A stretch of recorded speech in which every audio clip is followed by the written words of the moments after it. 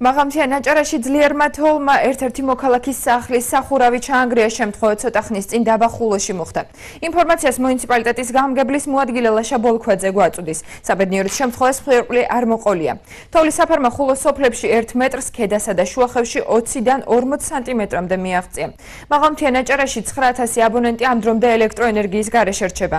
მნიშვნელოვანი პრობლემებია შექმნილი გადაადგილების კუთხითაც. სოფლებში გამოძახებაზე მისვლა უჭირს სასწრაფო დახმარების მანქანებსაც. საგანგებო და გადაუდებელი სიტუაციების სამსახურის ინფორმაციით, ხულოში დახმარებისთვის ბათუმიდან დამატებით 2 ბრიგადა გაიგზავნა პაციენტების ტრანსპორტირება, სასწრაფოს სწორედ აღნიშნული ბრიგადები დაეხმარნენ.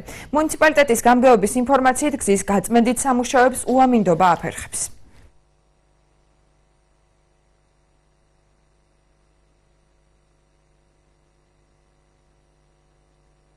მიმდინარე ეტაპისათვის ინტენსიურად თოვს კიდე ხულოს მუნიციპალიტეტში. შესაბამისად, თოვლის საფარმა დაბაში 40 სანტიმეტრს გადააჭარბა უკვე. სოფლებში კიდევ უფრო მეტი მაჩვენებელია თოვლის საფარის სიმაღლის.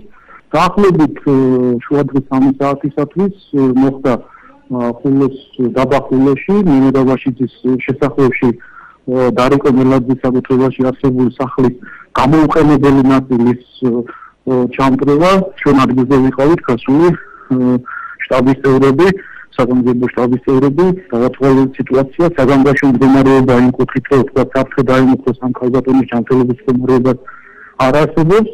შუახევსა და ხულოში გადაუღებლი დილიდან თოვს, ზემოთიან სოფლებში უკვე მეტრამდე აღწევს თოვლის საფარი, ცენტრში 20-დან 30 სანტიმეტრამდეა, ხულოში ოდნავ მეტი.